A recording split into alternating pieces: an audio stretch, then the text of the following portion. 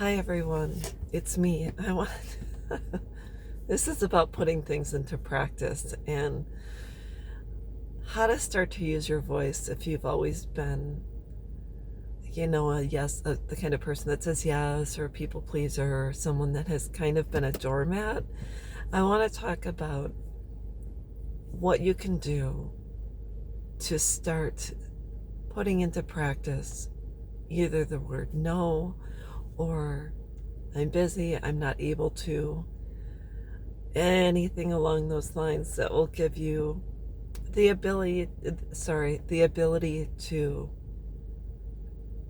sometimes let someone down gently, but also be kind to yourself in the process. So let's just say if you were raised like me and you said yes to everyone and um, you weren't ever told you could say no, I think that the one thing you have to do is remember learning how to say no is almost like learning how to play an instrument. You have to practice it every single day.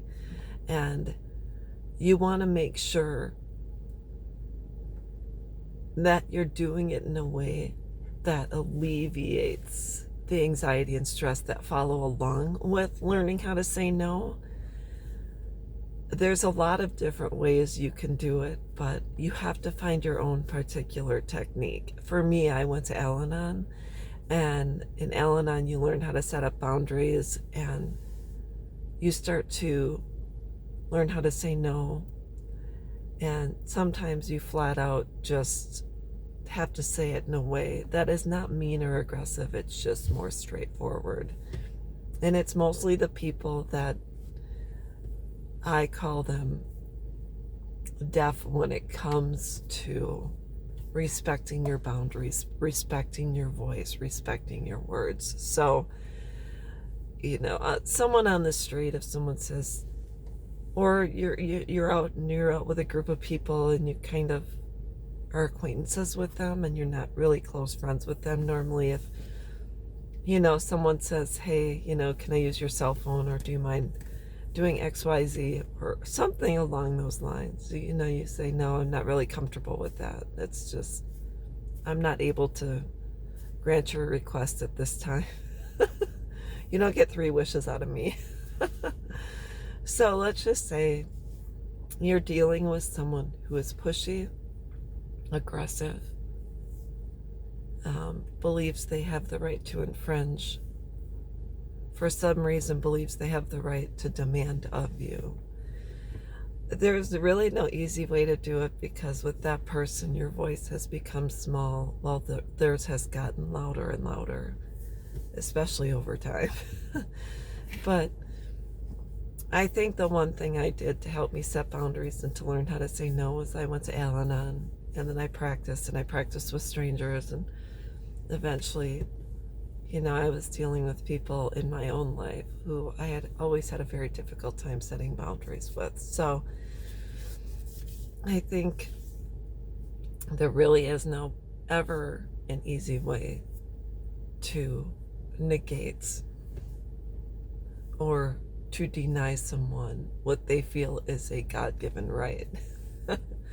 So if you don't feel safe, initially you can say, I'm really busy, I'm not able to help you at this time, and maybe you can reach out to so and so, and maybe so and so can help, until you get up the ability and where you feel safe enough to say, you know what, I'm not able to do that for you, and it just doesn't fit into what I have going on in my life right now. And I have, I'll give you some resources, or I'll give you some suggestions or ideas, and possibly you can go in that direction, but I'm simply not the person for the job. And so if they keep asking, there's going to be a point in time when you say, I'm really busy, I'll have to get back to you, and you'll have to just disconnect.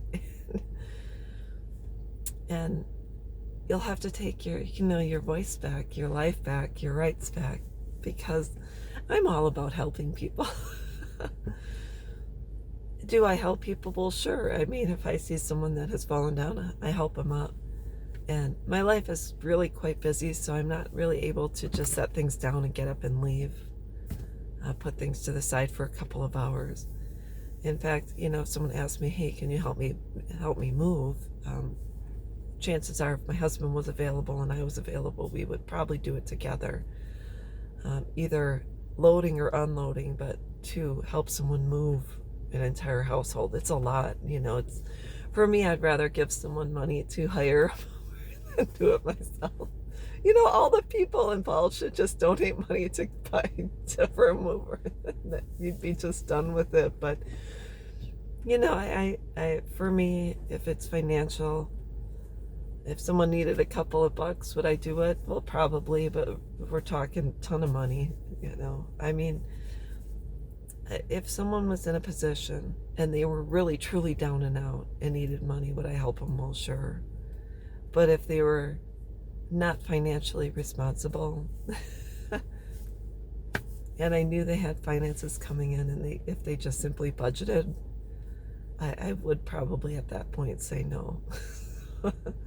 But it all comes down to what you feel comfortable with, and soon enough, even a band-aid that gets stretched eventually snaps. So what you have to think about is, don't allow yourself to be stretched too thin. I know it's really easy for me to say because I'm in a different position in my life at this point, but that's just the way it is. So if you like being stretched, and some people like being stretched because they feel needed and wanted, and that's really what they're in existence for. You'll have people who have lost a spouse or lost a child, and they feel the need to continue giving or investing in or being of service to other people. That's their thing. That's how they're fed. And they're a special sort of people. Or for me, I have my home to take care of, my husband, my stepson. I have people I have relationships with outside of just my husband and my stepson. I have cousins and friends and family and things like that. So all I know is that my time is very valuable. And if I am going to invest in someone and do for them, it's gotta be with a giving heart, and not one that feels burdened or someone that is requiring of me to do it. And that's how I give.